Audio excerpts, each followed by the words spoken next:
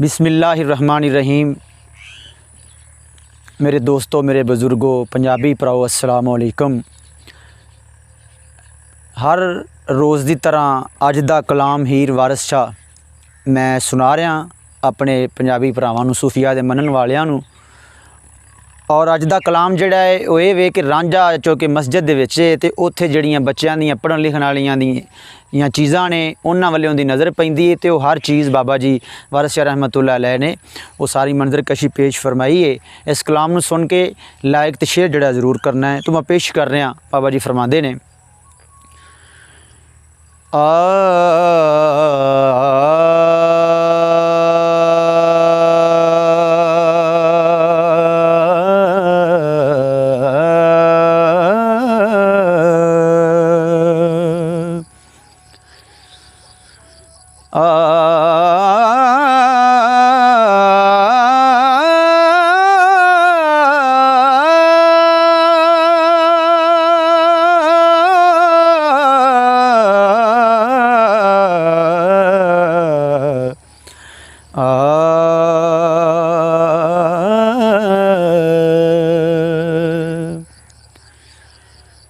कलमदान दवात दफ्तीन पट्टी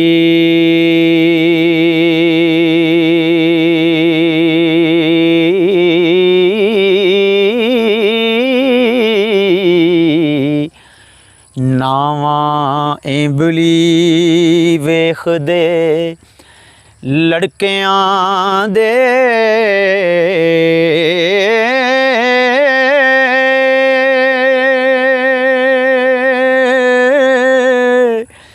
लिखन नाल मसवदे सियाक खसरे हो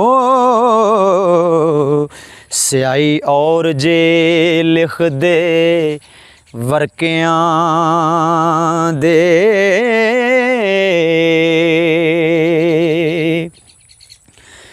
एक भुल के ऐन दा गैन वाचन मुल्ला जिंद कड्डन नाल कड़कियां दे एक आम दे शौक यज़दान लैके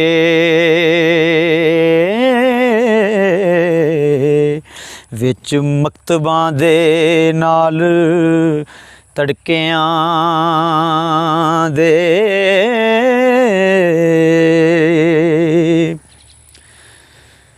एक नाल प्रभात दे आ जांदे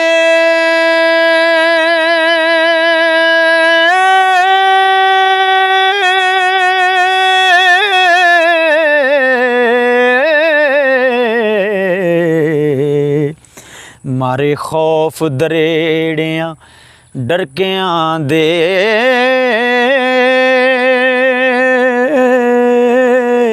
वारिस शाह धन भाग सुहाग तिना हो चले दुख उस्तादां दे फड़कियां दे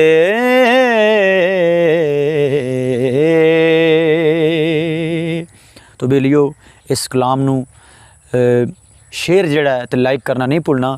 ते अजे अगर तुसी साडा चैनल सबसक्राइब नहीं किया तो इस चैनल सबसक्राइब कर लेना है और नाल जिहड़ी घंटी उन्होंने भी दबा लेना ताकि अगलियां वीडियो जिहड़ियां ने तुहाडे कोल सब तो पहला पहुँच सकन। मिलने अगले कलाम दे विच। शुक्रिया। अस्सलाम वालेकुम।